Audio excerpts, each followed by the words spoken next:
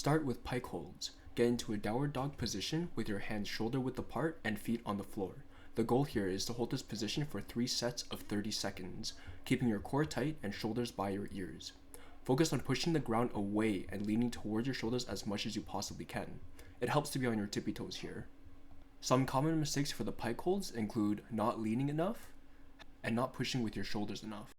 While you should strive to hold this position for 3 sets of 30 seconds, you can move on where you can hold it for 2 sets of 30 seconds comfortably. Elevated pike holds are similar to the pike holds, except your feet are higher, on a chair, box, or bench, or whatever you can find. Preferably, you want the height to be around hip level. This increases the load on your shoulders and gets you closer to the vertical position that you'll need for handstands. You'll want to hold this position for 30 seconds for 3 sets with active shoulders and tight core. Your hips should be above your hands and shoulders to learn the proper stacking. Some common mistakes here are having improper stacking and not pushing into the ground actively. Again, you should strive to hold this position for 3 sets of 30 seconds in order to build a good foundation for later handstands. But you're ready to progress when you can hold this elevated position for 2 sets of 30 seconds. This exercise helps you overcome the fear of being inverted, and it teaches your body an easy way to enter the handstand. Start by facing the wall, place your hands on the ground about 1 hand away, and kick up so that your feet rest against the wall. Initially, you may kick up a little too hard or a little too soft, but that's perfectly normal. Your body and mind need time to adapt to this new movement. Your goal is to hold this position for 3 sets of 30 seconds or until it feels comfortable and controlled. Focus on stacking your shoulders over your hands by keeping your body relatively straight. It's okay if the shape is a little bit bananaed because we can fix this later. Another tip here is to use your fingers to try and stop yourself from touching the wall with your feet. You can do this by pressing your fingers into the ground. This way, you can begin learning overbalance correction with just your fingers. Some common mistakes here are being too far away from the wall, which will cause an excessive arch, not pushing into the ground enough, and not stacking the shoulders over the hands. Once you're comfortable with kick-ups, you can now start attempting freestanding handstands. Keep in mind you may or will fail a lot, and that's perfectly normal. There are still some other drills to help. You're ready to progress from this hold once you can hold a position for 2 sets of 30 seconds.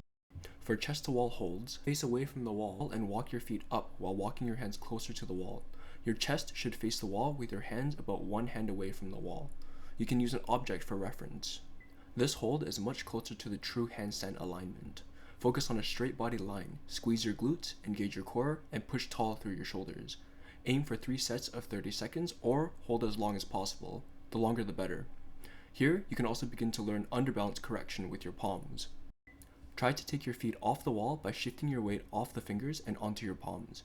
If you feel yourself losing balance, push into the ground hard with your fingers, like you learned from the back to wall hold.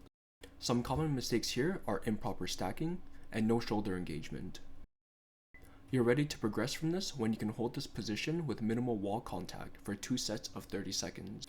Position yourself about 3 hands away from the wall and kick up into a back to wall handstand with your feet resting against the wall. The banana arch here is completely fine. Now shift your weight forward by moving your shoulders over your hands and pressing hard with your fingertips. As your feet lift off, hold this position for about 3 seconds. Then slowly allow your feet to return to the wall. This trains overbalance correction, or recovering for when you're falling towards your back. As you get used to this exercise, you can try transitioning into the handstand from the arched position. Practice 2 sets of 5 releases. Focus on how your fingertips and shoulders engage to keep you from tipping over. Some common mistakes here include not engaging your fingertips or shoulders enough to get your feet off the wall, or pushing too hard and immediately tipping forward. Start in a chest to wall position with your hands about 3 hands away from the wall and your feet touching the wall. Now, shift your weight forward by moving your shoulders away from the wall and pushing with your palms into the ground while relaxing your fingertips. As your feet naturally lift off of the wall, hold this balanced position for about 3 seconds. This trains your body to recover from underbalancing or when you're falling towards your chest. Then slowly and controlled, return your feet to the wall.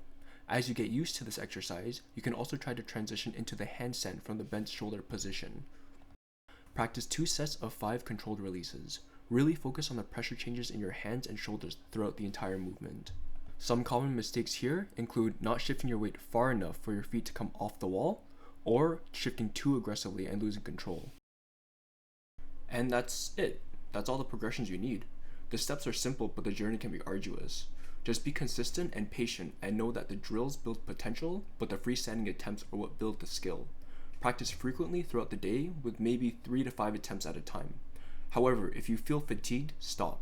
Training while tired is actually detrimental to skill work because the nervous system has nothing to work off of if you can't even perform the skill itself. Try out these progressions for a few weeks or months and let me know in the comments how it goes.